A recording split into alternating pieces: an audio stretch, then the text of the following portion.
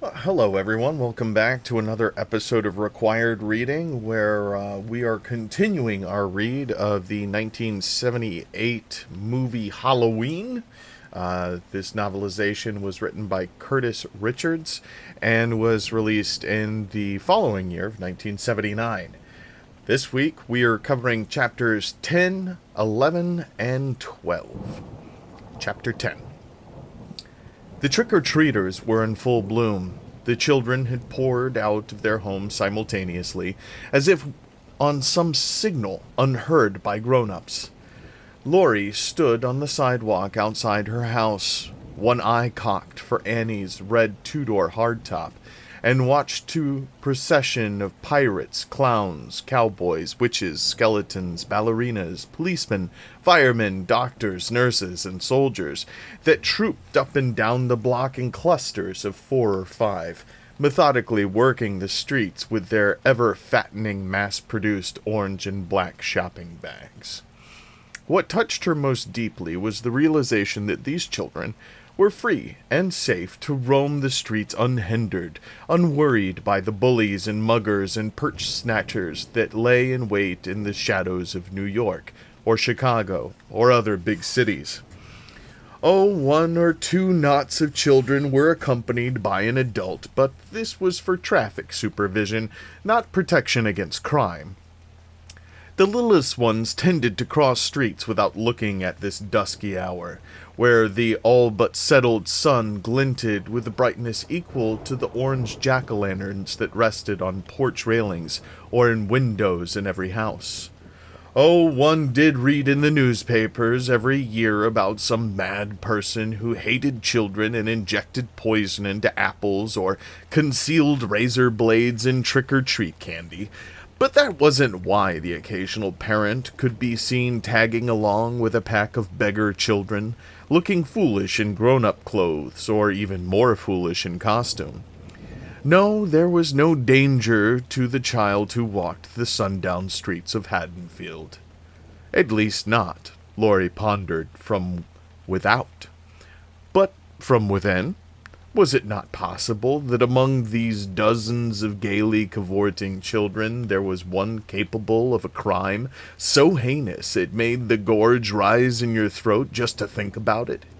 It would be ridiculous, laughable, had it not been so 15 years ago this very night.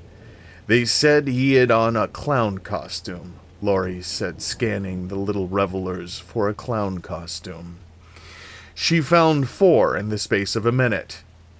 That one of them could produce a knife and ventilate her entrails was a thought far more horrifying than the thought of the same knife wielded by some city cutthroat, from whom you at least expected it. Laurie flashed for a second on Judith Myers and tried to put herself in Judy's place as the boy with the rosy cheeks and fawn eyes exposed the blade of his butcher knife and began to advance on her. "It's a joke. You can stop now," Laurie heard herself telling her own imaginary kid brother. But the kid brother didn't stop. And when he brought the blade up and then down that first time, just before that point penetrated your flesh, you knew something about evil that had been forgotten for centuries, maybe millennia. You knew in that instant that everything you had been brought up to believe, everything you had counted on for security, everything you took for granted as normal, all of it was a lie of such enormity that if you could live for another 100 years, let alone another 5 minutes, you could never fully grasp it. And that instant of frozen time between the downward thrust of the child's arm and the searing agony of his blade plunging hotly into your body, your mind took stock of everything that had meant comfort to you. The television set and the air conditioner, the late-model car with 300 horsepower and rack and pinion steering and disc brakes, the refrigerator freezer that made ice cubes, the electric range that signaled you when your pot roast was ready. Your gas heater that flicked on automatically when the temperature in your home dropped below 65 degrees, the happy house and loving parents, and terrific teachers and great friends. You surveyed them all, and they were lies. Lies, for when it came to shielding your belly from this crazed 6-year-old's right hand, these comforts were as thin as silk panties that shielded it now, for all the protection they rendered. "Trick or treat!" Laurie clutched her stomach involuntarily. "Get away from me!" she screamed. The children's eyes rounded and they backed away several steps. Laurie caught her breath and laughed sheepishly. I'm sorry you snuck up on me. This is my house here. Go up to the door. My mother has some goodies for you." "Get a grip on yourself," Laurie said to herself as the children traipsed up to her front door. Annie's car whipped around the corner and screeched to a stop. Laurie walked around to the passenger side and got in. She sniffed the air. "Do you have to smoke that stuff when you drive?" "Well, excuse me." "Look, I'm no prude, but there are kids all over the place tonight, so drive carefully, huh?" "Yes, Mommy," Annie said, pulling away from the curb with exaggerated caution. "Where are we going?" "The usual. Just a cruise around town to see who's hanging out, and with whom. Then on to our babysitting assignments. Barf. And you ask if I have to smoke," she said, groping around her purse and removing a clumsily rolled joint and canary yellow paper. At a stop sign she lit it, pulling on it with a hissing intake of air and offering it to Laurie. Grass never did much for Laurie, and she didn't expect it to do much this time, but it was the social thing to do, so she dragged on it the way she'd been taught. She must have hit a hot spot in the joint, or perhaps it was a particularly rough weed, because she started to cough uncontrollably. Annie took the joint back. "You'll never make a good dope addict," she said, hitting it again. They drove casually in general direction of town, Laurie holding in her lap the pumpkin she'd brought for Tommy Doyle. They passed a few friends, nobody special, so they honked and waved and drove on. "You still spooked?" Annie asked her friend. "I wasn't spooked." "Lies." "I saw someone standing in Mr. Riddle's backyard, that's all." "Probably Mr. Riddle." "He was watching me." "Mr. Riddle was watching you?" Annie gave that 3-note giggle she always seemed to utter when she was getting high. "Laurie, Mr. Riddle is 87. He could still watch." "That's probably all he can do." Annie looked in her rearview mirror before hanging a left, and casually noted the same station wagon she'd shouted at after school. It was about 50 yards behind her. It was probably nothing, and not wanting to alarm Laurie more than the poor girl was already alarmed, Annie decided to say nothing. But she wondered who this El Creepo was. If you're trying to meet a couple of chicks, this sure wasn't the way to do it. And if you're some kind of pervert tailing chicks through the streets of a small town, is about as subtle as throwing a bomb into a police station. She checked the rearview mirror again, and he was gone. Too bad. Now she'd never know. But she had a thought by association, and she uttered it. "Have you ever worn a mask?"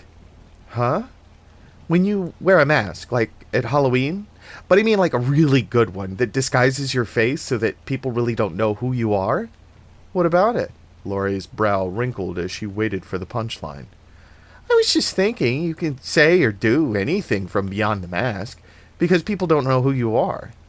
It's like Alexandria Quartet," said Laurie. "Lawrence Durrell?" "I never read that." "I'm sure," Laurie teased. "Somewhere in one of those novels, Durrell describes this terrible things that happen on carnival night because people wear masks. Murders, rapes, people hiding behind the anonymity to take advantage of each other." "Oh, goody! Can I get a student discount on a ticket to Alexandria?"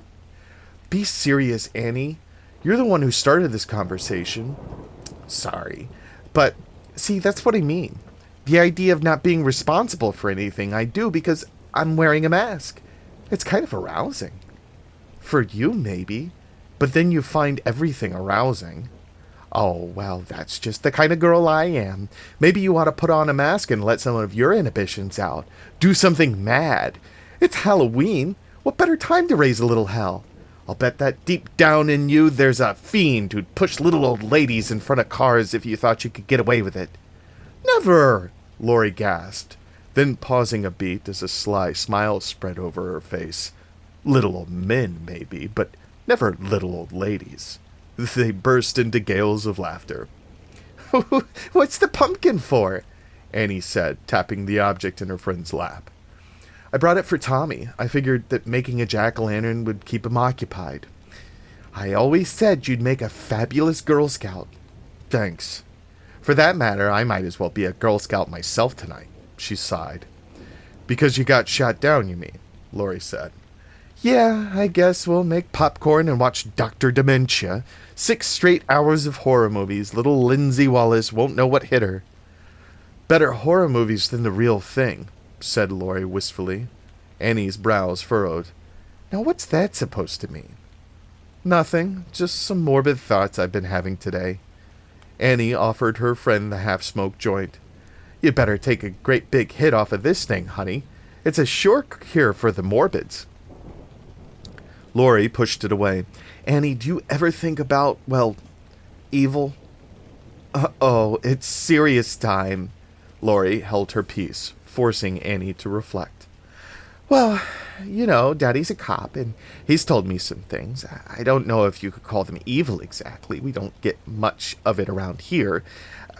We don't get much of anything around here, but when he worked in Columbus, he saw some pretty heavy things go down. Beatings, rapes, murders. Sounded evil enough to me. Anyway, I try not to think about stuff like that. Whenever I do, I switch the channel.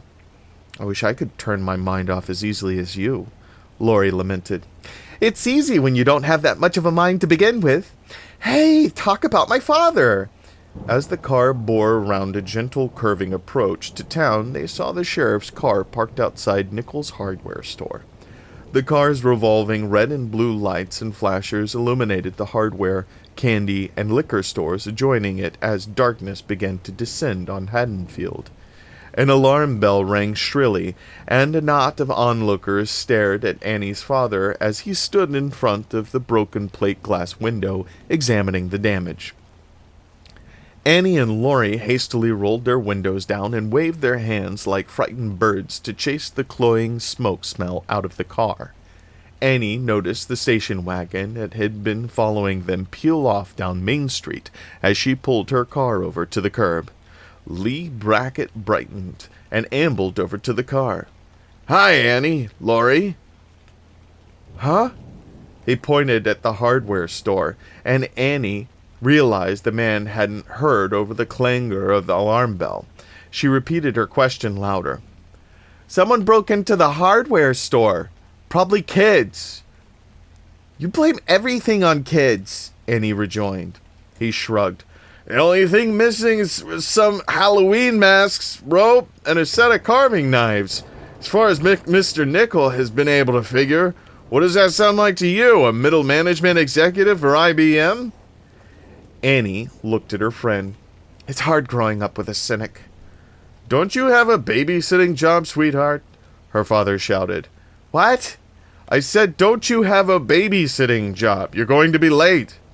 He shouts, too, Annie said, waving at her father. The girls rolled up their windows and laughed. Do you think he smelled anything? Laurie asked, testing the air with her nostrils. My father? He's a good cop, but he's a lousy detective. I hope so. I'd hate for it to get back to my folks. Listen, Laurie, if your parents don't know you smoke grass, they probably haven't noticed you've grown boobs either. She glanced sidelong at Laurie's chest. I take that back. I'm not sure anybody's noticed you've grown boobs. Damn daughter's been smoking whoopee weed again, Sheriff Brackett muttered to himself as he observed a dour-looking bald man with gray goatee stepping out of a crowd. The man wore a chocolate-colored suit beneath a rumpled trench coat. Sheriff, I'm Dr. Sam Loomis, the man shouted over the alarm. Lee Brackett, the sheriff said, looking at him critically. We don't need a doctor, it's just a routine break-in. I'm not that kind of doctor. I'd like to talk to you if I could. It may be a few minutes. I gotta stick around here. It's important. His eyes, sunken and slightly red-rimmed, appealed to the Brackett like a hound's at a dinner table. Brackett looked at his watch and shrugged. 10 minutes? I'll be here, Loomis said, turning just a moment too late to notice the station wagon he'd been hunting pull away after its occupant had stopped to observe him. Brackett didn't see it either. He had heard the call come over the radio last night and this morning, and though nobody had fully explained who was supposed to be driving the liver-colored station wagon with the state emblem on the doors, he'd have chased it down routinely. Loomis killed the 10 minutes with a stroll down Main Street, looking indifferently into windows of stores and shops that were interchangeable with those of any town of this size in the Midwest. There were a few signs of changing times, such as an organic health food shop, a bookstore with a surprisingly intellectual selection of titles in the window, and a coffee shop specializing in espresso, cappuccino, and herb teas. A far cry from the usual Midwest coffee shop, purveying the kind of diner fare that truck drivers thrived on. But at least there was no head shop, as one commonly saw in bigger Midwestern towns and cities. No shop selling cigarette papers, pipes, Coke spoons, and the more exotic paraphernalia of the dope trade. Though Loomis knew that the kids used drugs in these towns, the town government came down very hard on any overt display of drug cultures. As Loomis passed a liquor store, he nodded, remembering his teenage son's recent tirade about the hypocrisy of Loomis's generation that punishes drug use, but proudly displays its alcoholic orientation as if drinking were a virtue to be encouraged. The boy was right, but it would be another decade before you saw a head shop in Haddonfield, Illinois. Brackett was just finishing writing up his report and supervising the hasty assembly of a sawhorse barrier around the hardware store. Mr. Nichols put the finishing touches on a wood panel to cover the broken window until a glass replacement arrived in the morning. He stepped back to purvey his handiwork and examined the rim of the window as if to contemplate the possibility of putting up a locked iron gate. He shook his head sadly. He hated to do that. To put up a gate would not only be ugly, it would symbolize his concession to the growing vandalism that existed in this town. "May we sit in your car, Sheriff?" Loomis asked. "Suit yourself, Doctor." They slid into the front seat. Brackett turned the heater on. "Getting a bit chilly. Winter'll be here any day now." Loomis said distractedly, running his fingers down the blue barrels of the sheriff's over and under 12-gauge shotgun propped vertically between the seats. "Have you ever had to use this thing?" "Can't catch quail with my bare hands," Brackett laughed. "You know what I mean." Brackett shook his head. "I've pointed at one or two alleged perpetrators, as my colleagues like to call them." "Who do you think perpetrated that?" Loomis asked with a jerk of his head towards the hardware store. "Kids, most likely. Who else would steal Halloween masks?" "And knives and rope? What do kids need with those?" "Beats the hell out of me. Sometimes they break in and grab whatever is near to hand, just because it's there for grabbing." He gazed at Loomis, whose face glowed green in the phosphorescent light of the dashboard. "You got any better ideas?" "I might. Do you remember the Judith Myers case?" Brackett's gaze narrowed to a suspicious stare. "Of course I do." There was a silence as Loomis ran his fingers with a scratchy noise through his goatee. Brackett waited impatiently, studying this man whose intrusion into his life had brought with it intimidations of grisly horror, a horror made more dreadful because it had happened in this idyllic setting. Over the police channel, staticky squawks proclaimed petty vandalism occurring throughout the area. "Intruders reported on Carter Road around the Gleason farm. Windows broken by 4 persons in masks, believed children. Carty House at Post Road near Dellers. 3 trespassers reported writing on doors with spray paint. What are you saying, Doctor? Loomis told him about the escape from the sanatorium last night.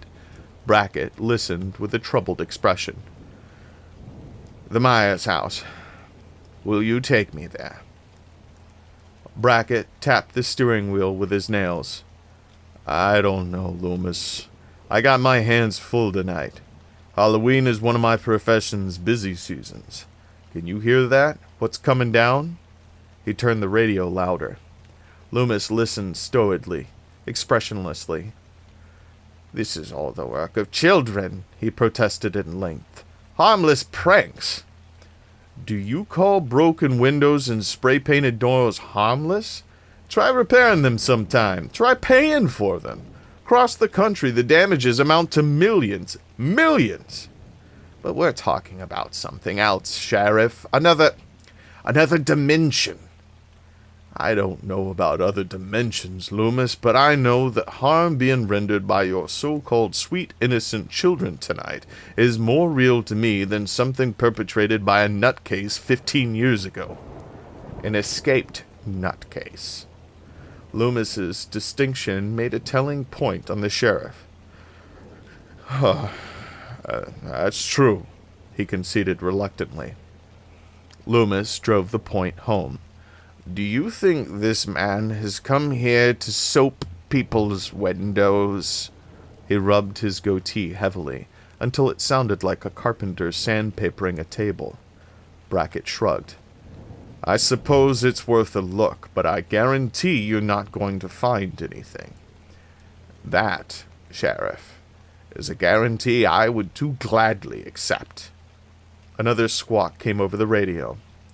Fire reported in meadow behind Korchner Farm, Route 167A off Market Road. The voice droned. Kids will be kids, the sheriff laughed bitterly. Loomis still wasn't sure Brackett had grasped the problem. As Brackett nosed his car into the dark, cloudy night, he reviewed for Loomis everything he knew or had heard about the Myers case. Loomis listened attentively, though from his half-closed lids, Brackett might have concluded the man was dozing off. Brackett said nothing Loomis didn't know, until something slipped out casually that made the psychiatrist's eyes widen and his back stiffen. Would you mind repeating that, Sheriff? I said the kid's great-grandfather had done the same thing. Tell me about it. Loomis was breathing harder. Brackett's casual remark had excited him as if he were a starving man that someone had dangled a piece of cake in front of. Well, I don't know much about it, and I was never brought out in the hearings, but Mrs. Myers that night was overheard saying he's come back, or maybe it's come back over and over again. I didn't live here then, so this is all secondhand. Go on. So, Ron Barstow, he was the sheriff at the time, Ron asked her, who's come back? What's come back? And she mumbled something about the thing that had got inside her grandfather. I guess she meant taking possession. Despite the coldness of the evening, Loomis had begun to perspire. His breath hissed noisily. Did she explain about the thing that had taken possession of her grandfather? No, but Ron went to the records at Town Hall and checked out the newspaper clippings at the Historical Society. And it seems the man had gone berserk back in the 1890s. Loomis was on the edge of his seat, his eyes bulging. Berserk? How? It was at a grand dance, I think, Ron said. The man just upped and pulled a revolver from his belt and blasted a dancing couple. They hanged him. They drove silently for a moment, Loomis struggling to contain his excitement, almost savoring the next question. When did this happen? 1898, 99, something like that. No, I mean what date? Oh, how should I? Wait a minute, of course I know. Ron remarked on it. Yes? All Hallows Eve. It was a harvest dance. Halloween. Brackett's toe unconsciously depressed the gas pedal and the car accelerated into the dangerous night. Jesus, the sheriff breathed. Why wasn't this mentioned at the hearing? Loomis demanded, slumping back into his seat, still panting. I think Ron said it was because the defense attorney thought it was either irrelevant or damaging to the kid's case. Irrelevant? Damaging? Loomis chuckled dryly, a laugh totally devoid of humor, like a rattle. Tell me, did your friend tell you anything more about this great-grandfather? I'm thinking. The seconds ticked ponderously around the clock on the dashboard. Voices. Voices? Kill those two specifically? In other words, he didn't fire into a crowd at random? He knew the victims? Brackett scratched his ear. I'm a little confused about that part. The way Ron explained it, the guy claimed he knew who he was shooting, but when they asked him to identify his victims, he called them some weird names he said he'd heard in his dreams. Brackett pointed to his own skull and made a rotary motion with his finger. Crazy. Perhaps. These names, Sheriff, were they Celtic? Would you recognize them? Deirdre? Culane? Sorry, my friend, they don't ring a bell. Who are they? Names of victims in Michael's dreams. If we could establish a continuity from the great-grandfather to the boy, the psychiatrist mused. A continuity? Brackett gasped. Come on, Loomis. In order for a dream to jump 2 or 3 generations, you'd have to believe. He shook his head. Doctor, I think you may be touched yourself. Probably. It's an occupational hazard.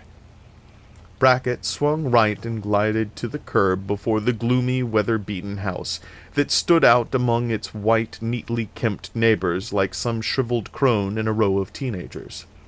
They climbed out of the car and stood before it, listening to the sound of branches whipping against an upstairs window.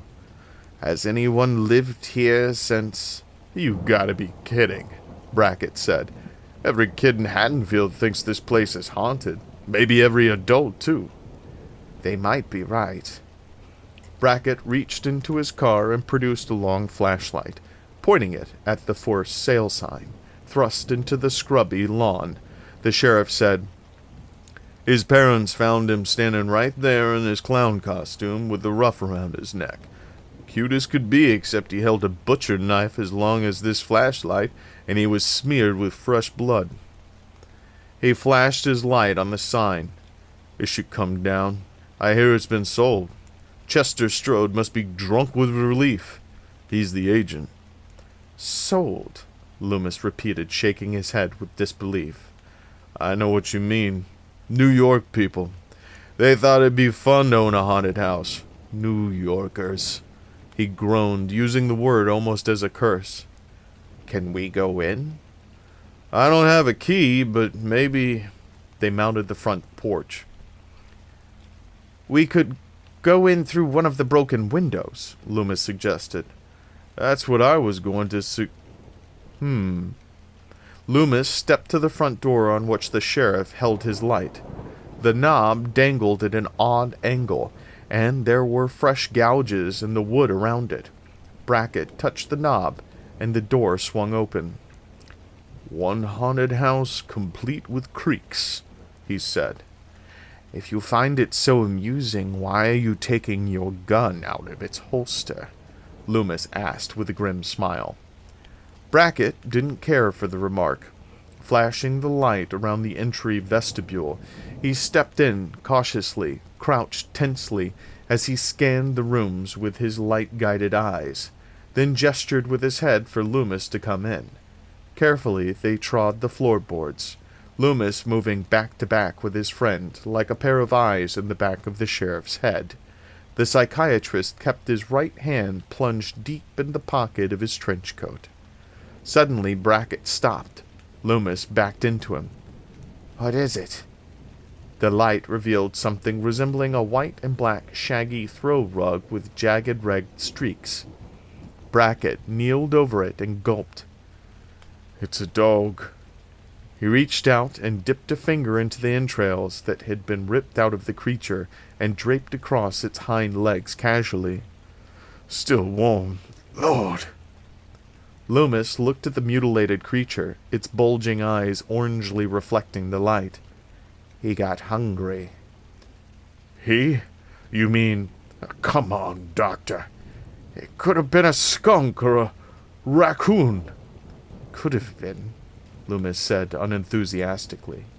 "A man wouldn't do that," Brackett said, holding the light on the glistening guts. "He isn't a man," Loomis replied. They turned their backs on the remains and searched the rest of the downstairs. The place was a shambles. Floorboards ripped up, plaster and lathing chipped or ripped off the walls, damp spots in the ceiling. Brackett made several more sarcastic remarks about the people from New York. "Shall we go upstairs?" Loomis said. Of course. What tour of a haunted house would be complete without a look upstairs?" "After you, Sheriff." Brackett snorted and stepped ahead of Loomis.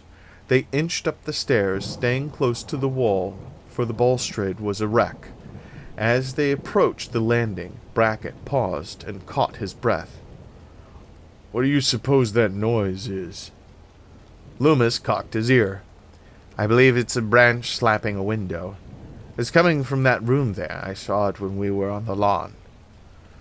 "Of course," Brackett said, crunching over some plaster pebbles. Holding gun flashlight close together, he stepped into the near bedroom. The noise was indeed what Loomis had said. "This is where it happened. She was sitting there, brushing her hair. I'm told she just had panties on. Came in here, and of course she recognized him and did nothing to defend herself. Why would she? It was his 6-year-old kid brother, for crying out loud. They found her here, under this." A sudden gust of wind slapped the branch against the window with terrible force, smashing it and showering glass at their feet. Both men leaped back, uttering curses. Then they laughed nervously. Brackett led Loomis through the rest of the upstairs at double time, then said, "Nothing here. Let's go." Outside, Brackett leaned against his car. "What do we do?" "He was here, and he may be coming back. I'm going to wait for him." "I keep thinking I should call in help, maybe get a warning broadcast." "If you do, people will see him everywhere and on every street corner, in every house. Just tell your men to shut their mouths and open their eyes." The sheriff gestured at his shotgun. "You want something?" "I've got something." Loomis pulled a .357 Magnum out of his raincoat. Brackett whistled. It looked like a naval gun. "Don't worry, it's licensed." "Lord, you're loaded for bear." Chapter 11. He kept his headlights off as he followed the red car with 2 girls in it, and he kept his distance. His heart beat heavily, but rhythmically. But the beat had accelerated since sundown, and it was beginning to make him nervous and agitated. His palms were sweaty and his mouth dry, and he was uncomfortably aroused, a condition of pain and not pleasure.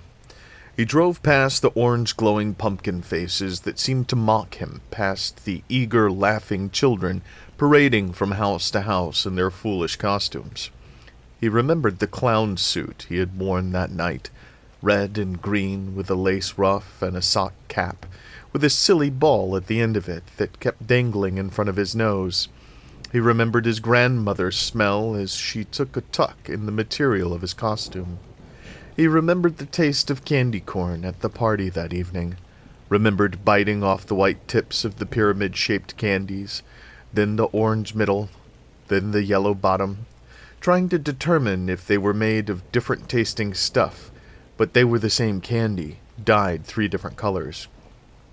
He remembered, too, how in the middle of it, in the middle of bobbing for apples, the feeling had come over him, a force like an iron hand that virtually shoved him out the door and into the street, his little legs carrying him home and a voice telling him what he had to do.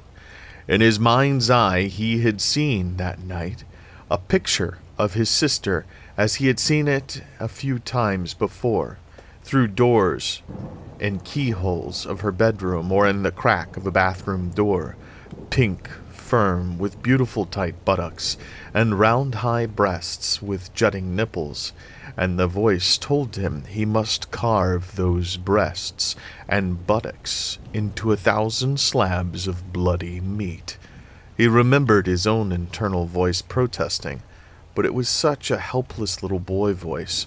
The grown-up voice had shouted it down easily and urged his little legs home faster, instructing him to go into the house through the kitchen door, remove the butcher knife from the drawer under the sink, and go upstairs. He remembered the look in her eyes as he entered her room, a look that darkened from surprise to recognition to horror in the space of a second. He remembered the little boy voice crying, "What are you doing?" But the grown-up voice crying, "Stick it in her belly, stick it in her heart, stick it in her face, stick it in her arms, stick it in her legs, stab her, cut her, slice her, slash her, kill her! Kill her, kill her, kill her, kill her, kill her!" He had known she was screaming because he saw her lips moving, but he heard nothing but the roar of the grown-up voice in his ears. He remembered the heat of her blood as it splashed his hands, and the strangely familiar smell of it. He remembered looking at her almost unrecognizable remains on the floor, and hearing the little boy voice saying, "Uh-oh, you're going to get in a lot of trouble when Mommy and Daddy get home." And that's just what happened. Mommy and Daddy were very mad at him when they came home, and now the voice was talking to him again. And it was almost the same way, except that he was a grown-up himself now, and he was big and strong as his daddy, and this time nobody would be able to take him away and send him someplace. The brake lights of the car in front of him went on, and he hit his own brakes, drifting to the side of the road to watch. The blonde girl got out, the one who had come up to the door of his home this morning, the one who reminded him so much of Judy. He watched her go up to the White House and ring the doorbell, while her friend turned into the driveway of the large house across the street and pull into a garage. The door opened for the blonde girl, and she stepped inside. Then across the street, the dark-haired girl emerged from the garage, rang the doorbell, and was admitted. He watched. 5 minutes later, a man and a woman came out of each house. The man and woman coming out of the house where the blonde had gone kissed a little boy goodbye. The man and the woman coming out of the house the dark-haired girl had gone kissed a little girl goodbye. Then each couple got into a car. They went off in different directions. He got out of the station wagon and slid into the hedgerows around the house, with the blonde and the little boy in it. The dark uniform he'd taken off the driver blending with the night shadows. He sidled up to a window. Beyond it was a darkened room, but through an open door at the other end he could see the girl, who reminded him of Judy, talking to the boy. The boy was almost as young as he'd been 15 years ago. The boy was wearing a shiny jumpsuit with astronaut patches on it. This was the boy he'd seen bullied at school today. He walked around the house, silently testing windows and doors, noting that a pair of French windows outside the television room were open, but not venturing in yet. Not yet. He drifted back to the front of the house and pressed against the hedges as a gaggle of children passed by, close enough for him to grab. It was too dangerous. When it was safe, he ventured across the street. The house was enormous, with a large porch on 2 sides. Again, he walked around it. Looking in the windows, he saw the dark-haired girl standing before a hall mirror, brushing out her hair and chatting to the little girl who watched her admiringly. The dark-haired girl had big breasts that jutted out even when her arms stretched overhead. He stalked like a cat to the side and back of the house, noting an unlocked kitchen door. In the backyard, a slate path led to a little house like a bungalow. He went up to it and peered inside. It had a washer and dryer. He returned to the main house and watched some more. The sex between his legs throbbed in an unpleasant way. The voice was whispering something to him that he couldn't make out yet, but he knew if he waited it would get louder. In his belt were the carving knife and rope he had taken from the store in town. "Well, what shall we do?" Laurie said, looking at her watch. She knew the answer, but hoped against hope that Tommy Doyle would suggest that they play a quiet game by himself while she studied history. Sure. Tommy pointed to the stack of comic books in the den. "We can start with those. When we're finished, I have some more in my room." "And what happens when we finish those?" Laurie said sarcastically. "Well, I have a big stack of old ones in my closet," he answered solemnly. "I thought you might," she sighed. They sat down in a small sofa, and Laurie took a comic book off the top of the stack. "How now?" cried Arthur. "What does it mean he cried? Why is he crying?" "He's not crying, Tommy. A cry also means a shout." "How now?" cried Arthur. "Then none may pass this way without a fight." "Just so," answered the knight in a bold and haughty manner. She rattled the comic book. "Stop squirming. What's the matter?" "I don't like that story." "I thought King Arthur was your favorite." "Not anymore." "Can you keep a secret?" "Sure." He fell to his hands and knees and reached under the sofa, producing another stack of comics. "Why are they under there?" "Mom doesn't like me to have them." Laurie shuffled through them. Neutron Man, Laser Man, Tarantula Man. I can see why. "I think they're neat." "Neat," Laurie echoed weakly. "Laurie, is there really a boogeyman?" "Of course. He eats little boys who read comic books." "Really?" The boy's eyes widened. "Maybe I'll just watch TV the rest of the night." "That would suit." There's the phone. She crossed the room to the phone on a table near the opposite sofa, a tremor of nervousness vibrating through her stomach. "Hello?" Her anxiety wasn't helped by the noise on the other end of the line. It sounded like gunfire. Finally, a voice. "Hear that? That's the sound of popping corn. That's the sound of a horny teenage girl when her boyfriend shot her down," Annie said, bored. "My heart bleeds for you." "Are you having fun?" "Never mind, I'm sure you are. I have big news for you." "What is it?" "Well, oops, hold on a minute." Laurie listened to the noise on the other end of the line with growing alarm. "Ow! Hey, cut it out! Come on, get out of here! Jesus, that hurt, you big jerk! Lindsay! Lindsay, he's tearing me apart!" "Annie!" Laurie yelled into the phone, her heart racing. "Annie, what's happening?" "Lester is tearing my crotch out," Annie shrieked. "Lindsay, get this goddamn dog out of here!" Laurie heard growling, scratching of nails on linoleum, then a little girl's voice. "Lester, come on, boy." Annie came back on the phone, panting. "I hate that dog. I'm the only person in the world he doesn't like." "Sounds like he likes you a lot," Laurie laughed. "Nah, he's just a male. Goes for the crotch every time." "Well, that's probably the only action I'm going to see tonight, so maybe I shouldn't knock it." "Annie, you are too gross for words, so what's this big news?"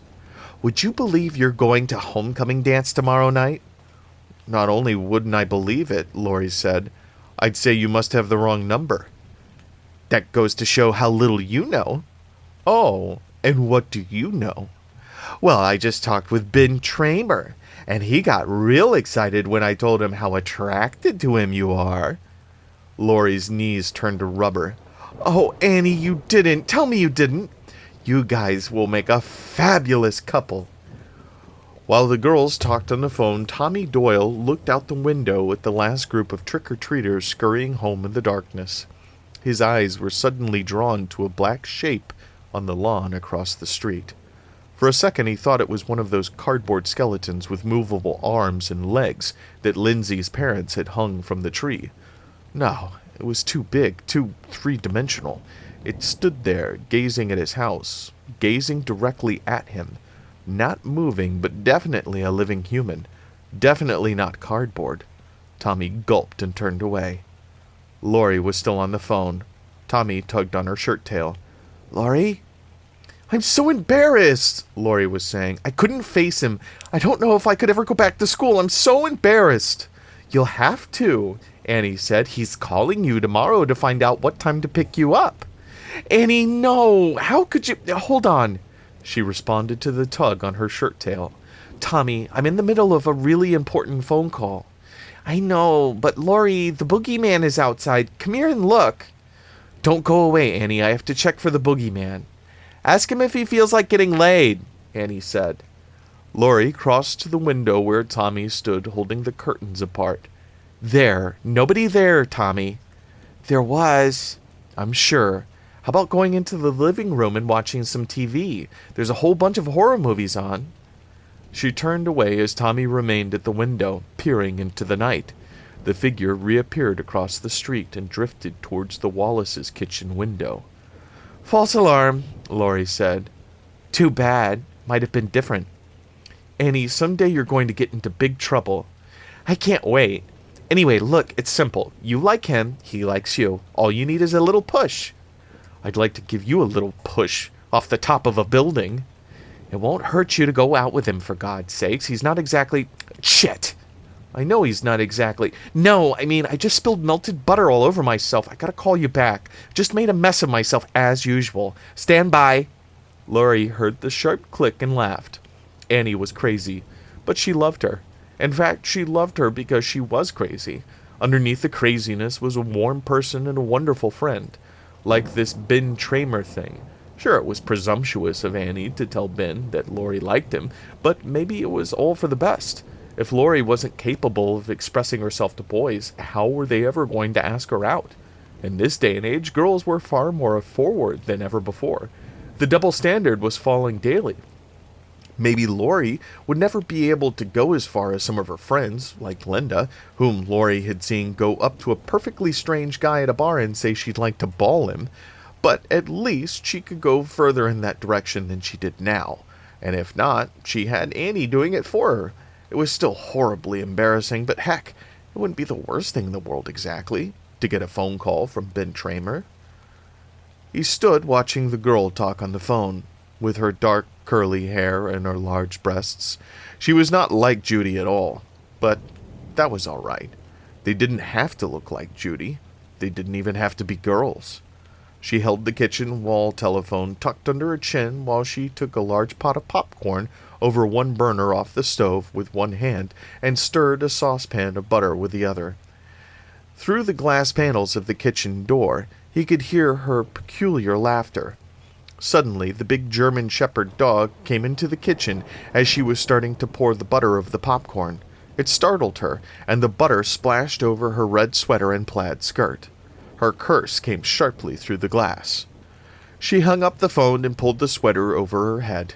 She reached into a high shelf in the pantry to pull down a box of cornstarch. She dashed it on the butter stain on the sweater, then stepped out of her skirt and sprinkled the white powder on it too. She wore pink and blue print cotton panties, bikini style, and though her legs weren't as long as Judy's, her buttocks were larger and filled the pants to straining.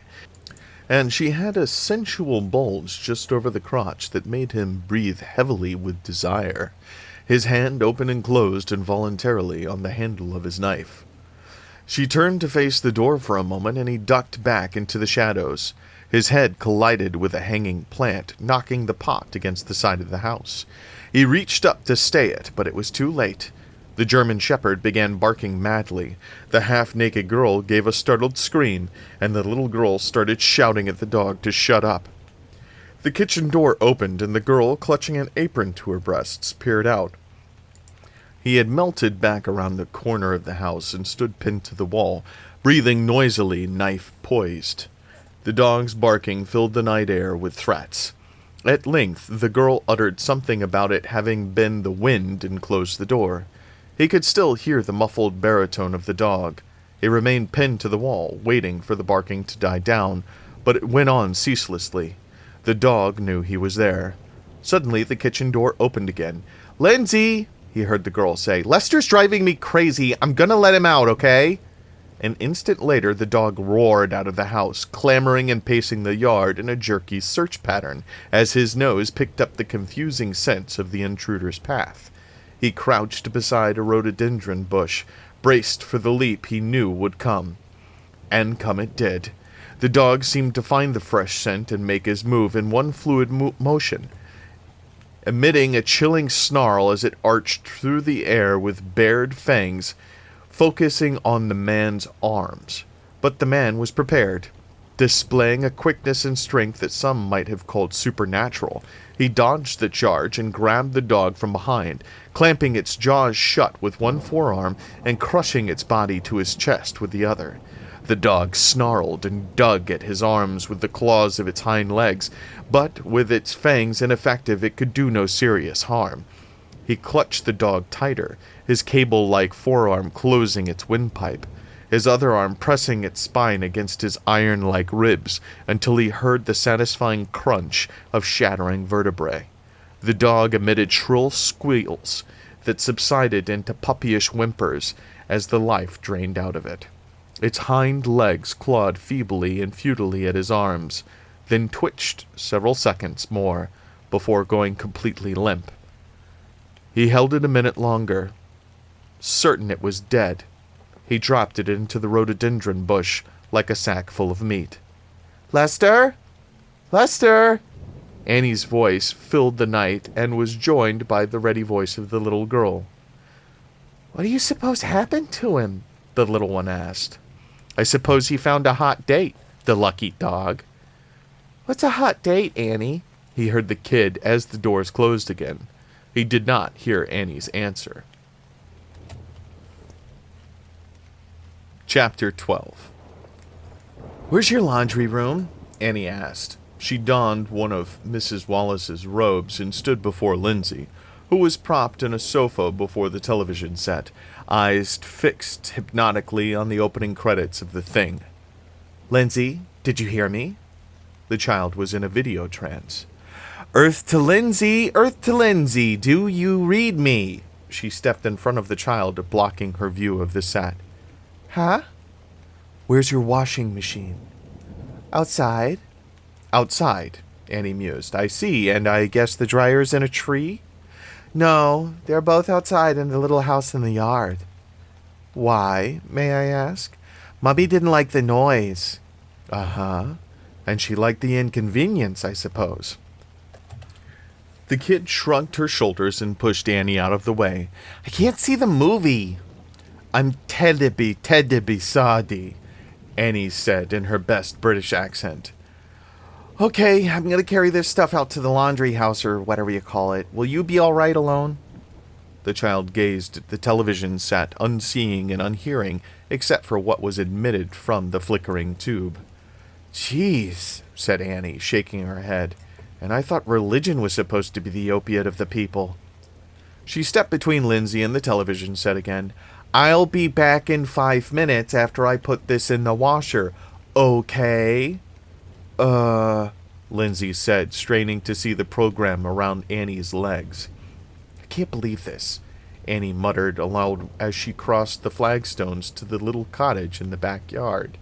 A gust of wind whipped through the folds of her thin robe and blew it open. Annie's "God damn it!" echoed across the yard. Freeing one hand from the load of laundry and the box of soap, she opened the door and stepped inside, dropping everything on the flat top of the dryer. She reached for the light switch that should have been placed just inside the door, but the Wallace family seemed to function on a logic all its own, for there was no switch there. Terrific! The door slammed shut. Annie's heart leaped through her ribcage.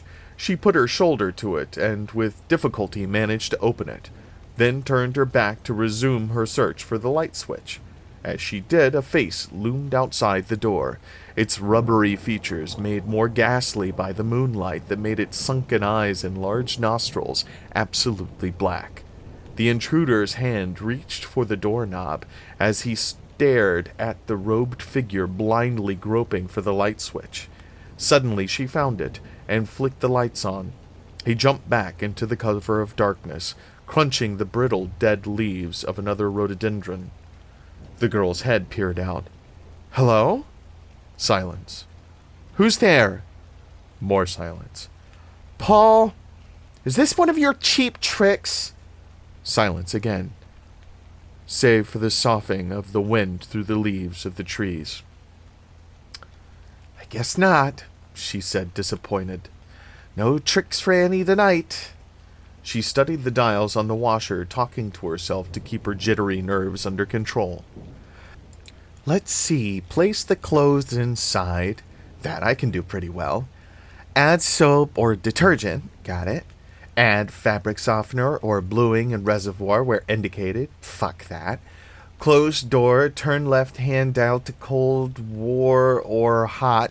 I think I'll do warm to melt the butter. Flip switch to small, medium, or large load. Let's call it small. Jesus, they ought to give a course in laundry at school. Turn right hand dial to wash, select number of minutes. Well, Annie, how does 8 minutes sound to you? Wonderful. Pull dial out and get the fuck out of here.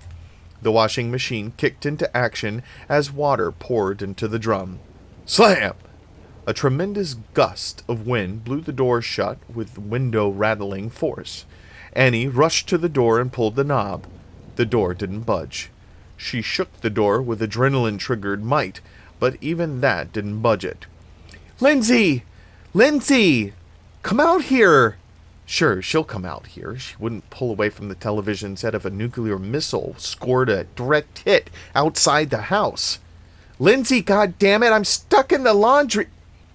She pounded the glass panes of the door, tempted to smash them, but decided instead to try the window over the dryer and spare herself the hassle of explaining and repaying the Wallaces for the damage.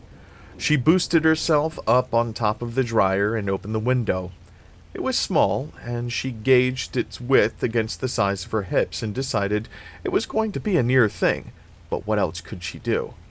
She tried going out legs first, but her hips jammed and she decided she'd slide out better if she went out head first.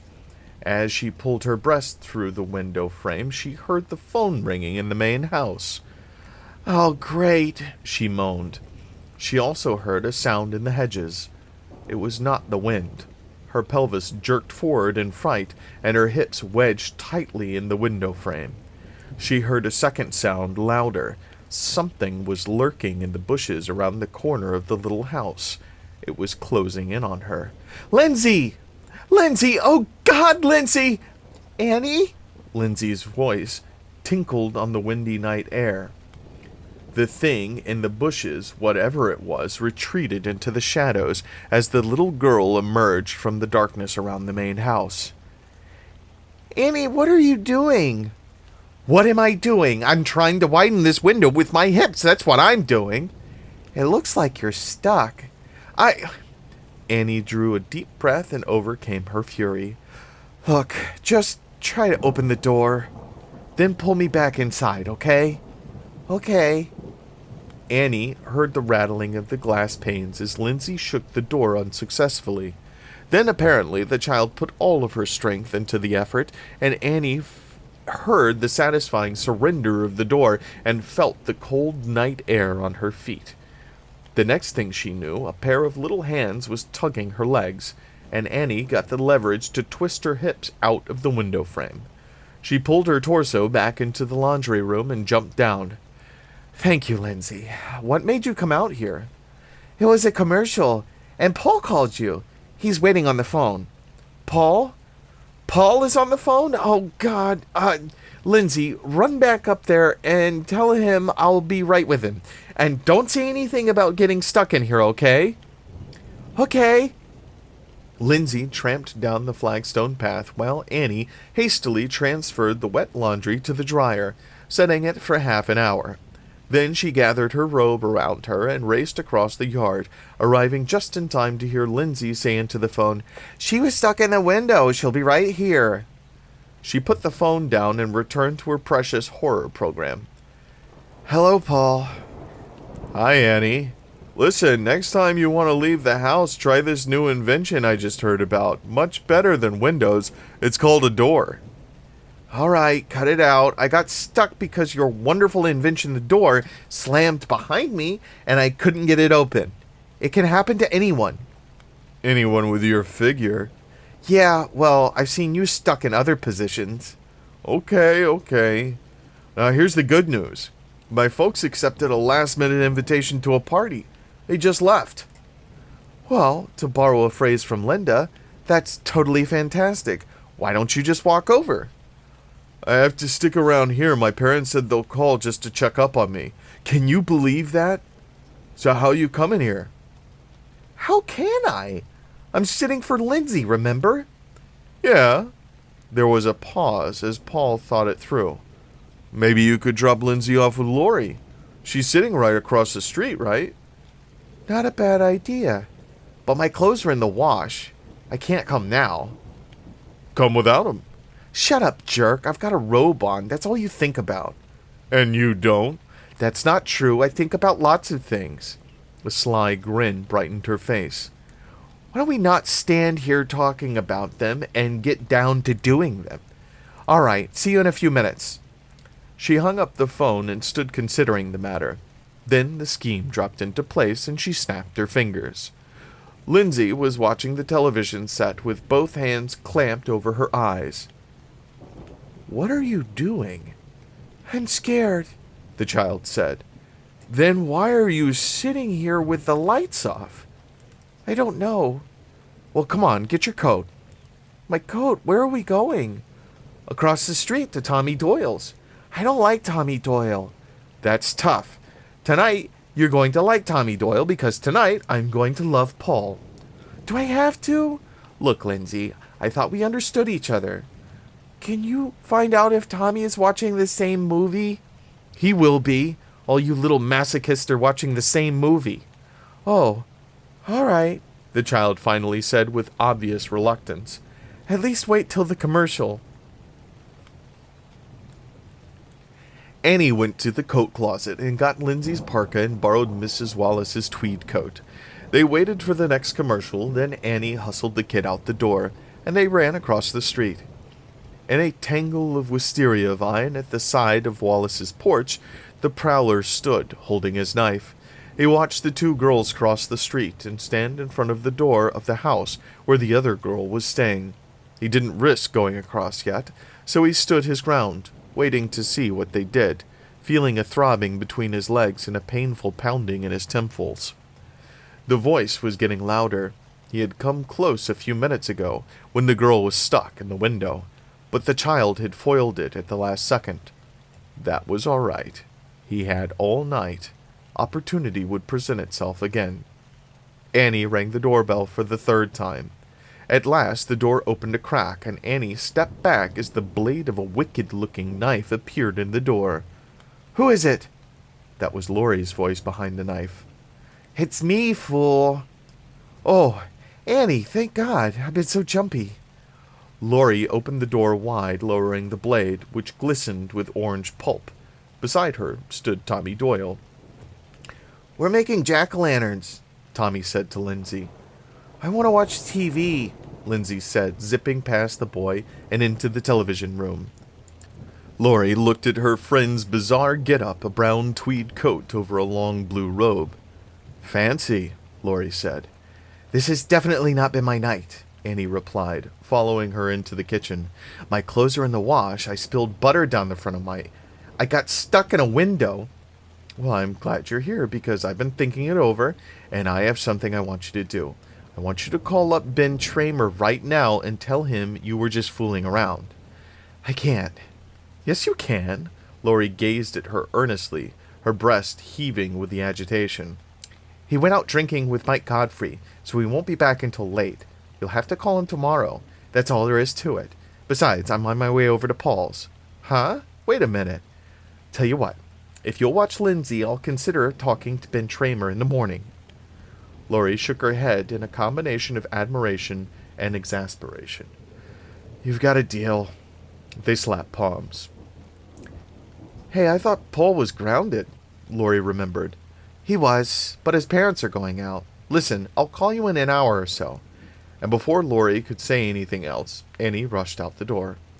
She trotted across the street, the hem of her robe trailing after her like the gown of some regal bride. She went directly to the backyard and opened the door of the laundry room. This time she was smart, leaving a box of soap powder inside the door frame so that the door couldn't slam shut again. "Oh, Paul, I give you my all," she sang, flinging open the door of the dryer.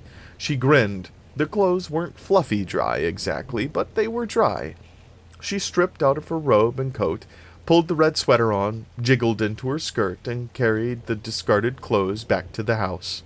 She found her purse and applied a light powder and blush to her cheeks, then traced an aggressive red line around her lips. "Ready for action," she told her image in the mirror. The phone rang. "Hello?" "Annie, it's me." "Oh, hi, Dad." "What are you doing?" "Just watching TV with Lindsay." "Good. Just be careful." "Careful about watching TV?" "No," the sheriff laughed. "Just be careful." "Well, if you won't tell me, how can I be careful?" "Keep the doors and windows locked and call if you see or hear anything suspicious." "The most suspicious thing I hear right now is you, but I understand it's Sheriff Brackett's standard warning number 305. "No, it's a little more serious than that." His voice was deadly serious. "Okay, Dad, I'll be sure to lock up." "Good girl." She hung up. "I'll be sure to lock up after leaving the house," she said aloud, feeling a little guilty about mocking her father. "Some good girl, if he could see me now." She picked up the house key from a dish on the foyer table and ran out of the house, locking the door. She shivered as she stepped outside and walked around the side of the house to the garage. The sound of breaking branches startled her. "Lester, for God's sake, stop creeping around in there." She entered the garage, singing, "My Paul, I can no longer stall." She got into the car and snapped her fingers. "No keys, but please, my Paul, da-da-da-da-da." She thought she'd left them in the ignition, but obviously they were in her purse. She ran back to the house, found them, and returned to the car. Funny. She thought she'd left the car door closed when she left it a moment ago. "Well, the old memory is going," she muttered. "Either that or the doors of the world have declared war on me." She wriggled into the driver's seat and inserted the key in the ignition. Before she could turn it, he sat up in the back seat, massive and powerful, hideous in his rubber Halloween mask. She had time only to glimpse him in the mirror, the beat of her heart cascading into a runaway frenzy. She screamed, but the closed car doors and windows muffled the sound. A second later, his immensely strong forearm was under her chin, crushing her windpipe. She beat and scratched at his arm, but it was futile. Her lungs tried desperately to suck air into her body. In one last effort to free herself, she pressed the horn on the rim of the steering wheel. It blared loudly in the night for a long moment. Then the knife plunged into her belly. She could actually hear her mind contemplating the length and coldness of the long blade as it penetrated. But she didn't really feel any pain. The terror and resignation had made her impervious to it. She knew she was dead, and in her last moment she was aware of a blend of surprise and regret that the event could be so peaceful and undramatic. She wished she could have said a proper goodbye to her parents. She wished she'd understood her father's warning to be careful. She wondered if she'd be reborn and get a second chance to be careful. The light faded, and the last thing she heard was the car horn. Across the street, the children watched the creature from the black lagoon swim out of its murky lair and glide towards the thrashing white legs of a pretty girl. Laurie was in the kitchen putting the finishing touches on the jack-o'-lantern. Tommy got an idea for a prank. He sidled off the couch and slid behind a window curtain. Lindsay was totally absorbed in the movie, so she didn't notice that her friend was no longer by her side. Suddenly, from the drapery behind her, a spooky voice called, "Lindsay! Lindsay!" Lindsay jumped up in her seat. "Who's that? Tommy, where are you?" She jumped out of her seat and looked around the room, her little heart tripping with fright. She saw a bulge behind a curtain. Behind the curtain, Tommy happened to look out the window at that moment. He saw a huge dark figure with a white grotesque face carrying the limp body of a girl out of the Wallaces. Tommy felt a surge of fear like none he'd ever known. "The boogeyman!" he cried, trying to charge out of the curtain but tangling himself in it. He felt something girdling his waist and pounding him. The air was filled with frightening wails. Laurie rushed in and found Lindsay, Tommy, and the curtain tangled together. The children shrieked hysterically. She separated them and tried to hush them, but Tommy kept saying, "There he is! There he is! The boogeyman! I saw him! I saw him again! He's over at Lindsay's house! The boogeyman, I'm telling you!" Laurie held the boy in her arms. "Come on, Tommy, there's no boogeyman. Look." "I won't look." "Me neither," said Lindsay, caught between the devil outside or the deep blue sea on the television screen. She chose the devil, but nothing was there. The street was empty. Her house looked the same as it always did. There was nothing. Nobody. "I saw him! I'm telling you, carrying a dead body!" "Tommy, stop it! You're scaring Lindsay!" Laurie shook the boy by the shoulders. "He was big and tall and his face was like this!" He put his fingers in his lips and spread them apart. "I said stop it! There's no boogeyman! There's nothing out there! If you don't quit it, I'm turning off the TV and sending you to bed!" That threat had the desired effect. Tommy walked docilely back to the couch, followed by Lindsay. They sat down as before, taking comfort in the cinematic horror flickering before them. "Nobody believes me," the boy complained under his breath. "I believe you, Tommy," said Lindsay, hugging him. The creature from the Black Lagoon reached out with a disgusting leathery claw and prepared to grapple the ankle of a pretty swimmer. Well, again, this is another couple of chapters. I'm so happy that you decided to join us. I do sincerely hope that you enjoyed this reading, and join us very soon. I believe we will be finishing this tale of Halloween up before Halloween, or at the very least on All Hallows Eve. But in the meantime, keep reading, and please be kind to one another.